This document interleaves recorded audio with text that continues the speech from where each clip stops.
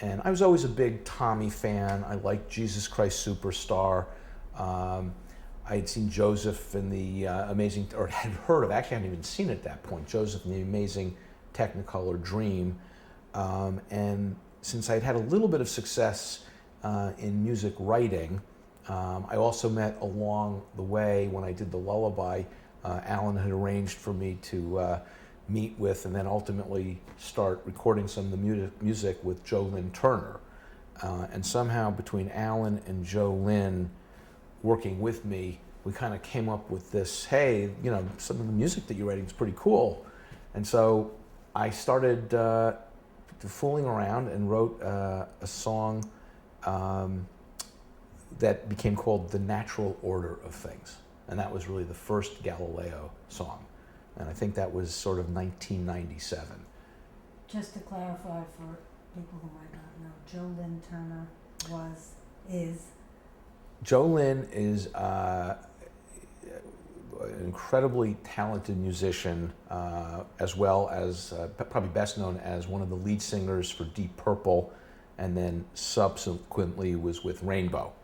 And when Joe came in to sing, it wasn't just, it was really an incredibly important part of the process for me, because having Alan and Joe, who were both professional musicians, augmenting my somewhat unrefined ideas, we were able to come up with some pretty engaging songs that turned into this project.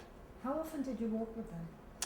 Alan, I worked with, probably at the peak, I was going down to Alan 3 nights a week typically. Then we started doing a couple of afternoon recording sessions. How did you have that time? I'd just break away for a couple of hours and run over, and it was my vacation. It was my mental vacation. It was my passion project. And what was really interesting is when Joe got involved. Joe recorded essentially 22 of the songs, although there were a couple of female vocals, but Joe actually did the initial vocal tracks even on the female vocals. But Joe never heard the entire musical result until a couple of years ago. So he would come in and basically we would have one vocal session. Alan would do virtually all of the tracks, whether it was bass, the drums, the strings. Occasionally we'd bring in someone to do keyboards. But then Joe would come in for a couple-hour session, work on we'd work on the vocal arrangements and the harmonies. He'd be there for 2 hours and leave. He'd never hear the song finished. And so over a period of basically 7 or 8 years, we had this amazing process of each song was essentially done in one vocal session. Alan would take us we averaged probably about one song a month over a couple of years was sort of the core. But then there'd be, during the summers, nothing would happen because everybody was busy. But it was really kind of an interesting process. 7 or 8 years. Yeah. At what point did you start to feel, wait a minute, there's something real going on here, this isn't just a hobby? Or even if you felt it was a hobby, at least it was coming together as a collection of songs that could be a theatrical piece. Well, I never had any aspirations. This was just a project that I did. It was really more of the journey than trying to get to a destination. And until now, I guess until a couple of years ago, probably 5 or 6 years into the project, no one had ever heard the music other than my wife and my daughters. Alan might have played it for a few people who came in and out. Joe had never actually heard the completed songs. And I guess at some point, my wife, who was in the movie business and was getting involved with the rock band Queen, she produced "We Will Rock You" with Roger and Brian May. Jane actually thought it was pretty interesting, and so I remember one day she said, "Would you mind if I let Bob," and Bob is Bob De Niro, her partner, and now my partner in a bunch of endeavors, "I'd like Bob to hear some of the music." And Bob came over and played a couple of songs for him, and he said, I really like this. I think I love the story. He knew the Galileo story, and he said, this is really kind of interesting. Yeah, maybe we should try and do something. And that was it. That was the beginning. We said, gee, maybe there's something more here. When you were writing the songs, lyrically, how did this work in terms of your take on Galileo, given the things that you had read and what you understood to be the possible reality as opposed to the myth, or just even another point of view? How did you infuse the songs and the lyrics with that take? Well, it's interesting because it wasn't as if I had read everything, came up with a comprehensive view, and then set out to write the music. In fact, it worked in a very different way, which I would read a book or read a chapter or read an incident or an event, and that would inspire a song. So each song is really about a certain component or experience or crisis in the Galileo affair, but it wasn't written in any particular sequential order. And I was jumping back and forth in time frames, and I'd be reading about Galileo, and then I'd write a song about, for example, St. Augustine. One of the songs is called City of God, which really has to do with something that happened, 400 AD in the late 4th century AD. And so there was no particular chronology or organized approach to it. Is I'd read something, say that's really cool. I'm learning, for example, about the Council of Trent, and there's a song called 95 Bottles. I'm reading all about the Council of Trent, which happened in the early 1500s, and I kind of got a take on this, and I'd start writing some of the lyrics and then some of the music. I think what really jump-started is I would typically, now that I was sort of into this open G tuning, a lot of because the voicings are so different, I'd come up with kind of a basic structure. Wouldn't always write verse, chorus, bridge. I might write the verse in terms of the music. I might work on it with Alan a little, say, hey, maybe I can help you with the bridge, but it was not an organized process. This was just sort of totally random and schizophrenic, and it just evolved. So that's part of the styles changed over time. I started going from open G tuning, and then we went back to some standard tunings. So it was really just kind of, we weren't really headed anywhere in particular. We're just experiencing Galileo, and Joe and Alan and some of the other musicians, everybody got kind of intrigued with the story. And 24 songs, 22 songs? 22 songs that had been recorded that sort of have remained in the body. There were another 2 or 3, probably another half dozen songs that didn't quite fit, or we never completely finished. But as we said, this is sort of what would happen if you created a rock opera that didn't have a defined number of songs. It becomes almost like the canon. So new songs could come in, you could take old songs out. But we had a couple of songs that some people liked that just didn't really seem to fit.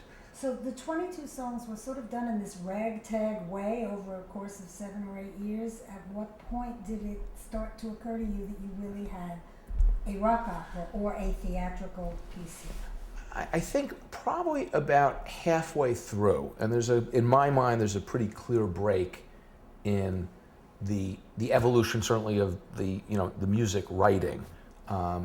Once I sort of learned the fundamentals with a great deal of support and help and tweaking from Joe, Lynn, and Alan, and they were making contributions all along the way. I think probably there's a song called Father, I'm Sorry. And it was really inspired by Davis Sobel, called Galileo's Daughter. Now, I had started working on this song long before I had read Galileo's Daughter, and so as we're working on this song and the book comes out, it became clear to me that, wow, we've really tapped into a chord. But Galileo had this very interesting relationship. He was never married, but his relationship he had 2 primary female relationships. One with his daughter, Maria Celeste, who's the subject of Davis Sobel's book, and the other was with his mistress. The mistress was the mother of the daughter? Yes. It was an illegitimate Yes.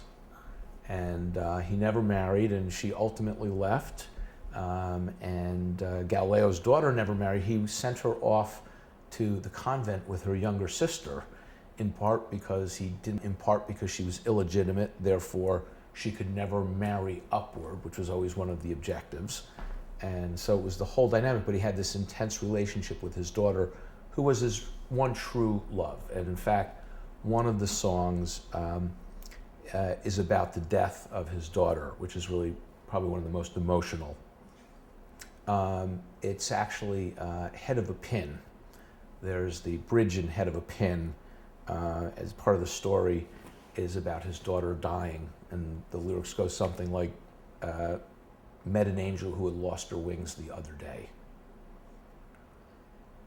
And that's the song he sings to his daughter as she's dying. Who wrote that lyric? That was mine. Just completely off the record for nothing. In many of my interviews with Jimmy Page, he always told me he was looking for an angel with a broken wing. I'll never forget that quote. I swear to you, it's true. I'll show you the tapes. Oh, God. Anyway, I'll show you the transcript. Back to this a second. Take a drink and then. A younger sister, was that his daughter too, or no? Yes. Yes, So he he had two illegitimate. He had two illegitimate daughters and an illegitimate son who, through his political wrangling, he was able to legitimize his son. See? But not Always the with daughters. guys, yeah. But he was deathly afraid of having to pay the dowry, because that was he was always on the verge of financial ruin. All he wanted was financial stability, wanted to become wealthy, and was always, looking to make a buck. And that's part of the whole counter narrative is a lot of what Galileo did. In fact, the telescope, Copernicanism being proven, had another element to it, which had to do with a prize that was being offered by the King of Spain. And so there always seemed to be a financial motive associated with his scientific ego and wanting to get credit. But he was always it was always about the money. In the treatment for Stargazer, isn't there something about like he needed repairs on his house, or there was something about money and something? Did he take money from the church? Well, he ultimately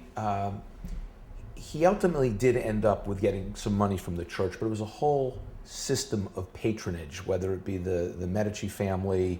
Galileo was also always, his loyalty was always a function of who the highest bidder was. So he used as his primary currency to curry favor throughout Europe. He would make a telescope and send it to a king or a prince or a count, but he wouldn't send it to fellow scientists. And that's one of the parts of his personality. There was another famous Danish scientist known as Kepler. And Johann Kepler tried to engage in an ongoing dialogue and to collaborate with Galileo, who wanted nothing to do with him. And Kepler always wanted to get a telescope so he could make observations, and Galileo would never give Kepler a telescope. That was really for the Pope or the Cardinal or the King or the Prince. So that's part of the personality. So as you were going along in this process of writing the songs and realizing that it was starting to be more than just fooling around, it still was a hobby. I mean, you wear many hats. You were the co-founder of the Tribeca Film Festival. You've written children's books with your daughters. You had a real estate career. How on earth did you find time? Was this just literally something that you needed as a creative outlet, that even as it became more serious, it still was a creative outlet and fun? Or did it start to feel like a job as you were doing this more for real?